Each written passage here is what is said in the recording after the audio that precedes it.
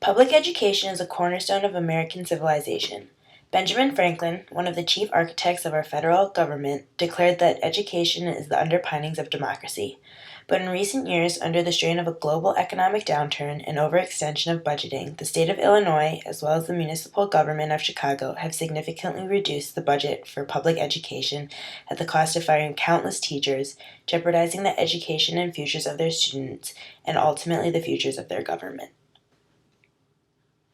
The municipal government of Chicago administers an independent school district serving the incorporated city of Chicago, Illinois. In order to facilitate the management of an exceptionally large student body, CPS receives its own budget of $6.6 billion. This budget comes from multiple sources at each level of American government. 40% comes from the budget of the Chicago municipal government itself. Another 24% is provided by the federal government, and finally 31% is provided by the state of Illinois. In 2008, when the American economy lapsed into recession, the state of Illinois quickly became one of the most heavily indebted in the nation, generating a several billion-dollar deficit on a budget that was already in the tens of billions. After 2 years of trying to cut spending and raising taxes to address the deficit, Illinois' debt for the 2010 fiscal year still stood at $12.8 billion on a budget of $26 billion. CPS, meanwhile, was now facing a budget gap of $975 million on a budget of $6.2 billion. This budget deficit came from several sources, a huge one being the state. In hopes of lowering the state debt, the governor, Pat Quinn, chose to cut $275 million from the CPS budget. In addition to this unforeseen funding cut, CPS mainly came from the rolling back of a Chicago area sales tax meant to support education, unforeseen increases in the cost of the CPS teachers' pension fund, and a planned teacher salary increase that had been agreed to in a 2007 union contract before the economic recession. To fight this debt, CPS began advocating for tax reforms in the Chicago area and eliminating raises in teacher salaries, as well as cutting increased funding to the pension fund. Even after taking these actions, CPS deficits still stood in the hundreds of millions of dollars. And faced with few other options, CPS began considering the elimination of teaching positions. In spring of 2010, the CPS Board of Directors announced that due to the astronomical hundreds of millions of dollars budget gap CPS was facing for the projected 2010 to 2011 fiscal year, that CPS would most likely have to make extensive cuts to teaching positions and increase class sizes from 34 to 35. These announcements were immediately met with unrest and intense disapproval from the public, especially the student body itself. The board, in an effort to save face, claimed that the cuts would be as minimal as possible and would still only be a last resort if no other expenses could be cut. The CPS Teachers Union was one of the first organizations to respond to the announcements and quickly launched into tense negotiations with CPS to protect the positions of its thousands of members, teachers in CPS schools. Ron Huberman responded to the union by saying that if CPS were allowed to forego a 4% pay increase for all the teachers, it may be able to reduce the number of positions cut. Outgoing union president Marilyn Stewart sternly responded that such pay cuts were totally unacceptable. However, her successor, Karen Lewis, responded more softly, saying that the union would be open to talks regarding the possibility of such an arrangement. The union was already fiercely protesting CPS's request that teachers make a higher contribution to their pension fund, which formed a massive sector of the CPS budget deficit.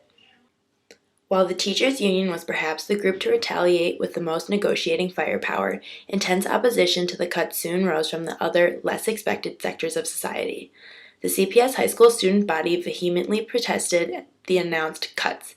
On May 5th, some 800 high school students, many from Whitney Young, a selective enrollment school, assembled outside of CPS's main headquarters in the Loop to voice their disapproval of the cuts.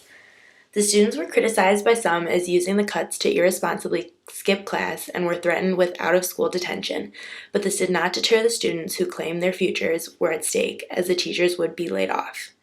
Despite the massive public and student protestation, the CPS Board of Directors approved giving CEO Ron Huberman the option to cut as many as 2,500 teaching positions on June 10, 2010.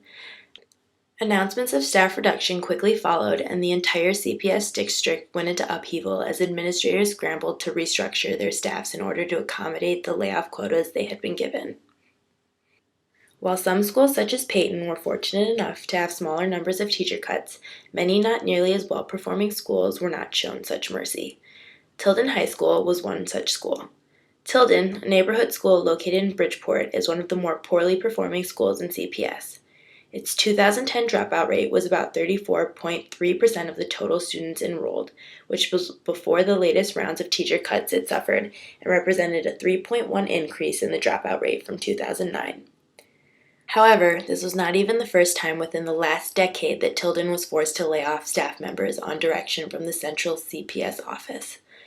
Before the budget cuts and layoffs announced in spring 2010, Tilden had been forced in 2009 to lay off 12 teachers.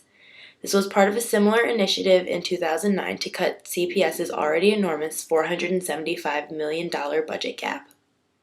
Schools such as Tilden, which had already been unequally forced to suffer teacher layoffs in the past, were now made to face yet another round of layoffs, with all CPS high schools in the 2010 layoffs. However, schools with a record of poor performance were not the only ones forced to take on the brunt of the cuts. Schools such as Whitney Young College Prep, a selective enrollment high school, faced cutting more than 30 staff positions.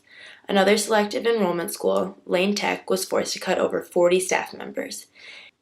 These schools, which are bastions of opportunity for advanced students in the public school system and are greatly responsible for the reflection of student excellence in CPS's annual standardized test scores, were forced to undergo violent restructuring with unfavorable results.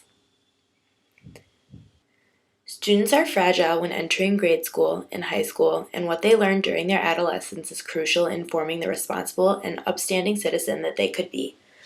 One of the greatest influences that students have is their teachers. Students learn constantly from their teachers. Teachers give positive feedback, help students feel valued in their community, create opportunities, create a positive atmosphere for growth, and help students find interest in subjects.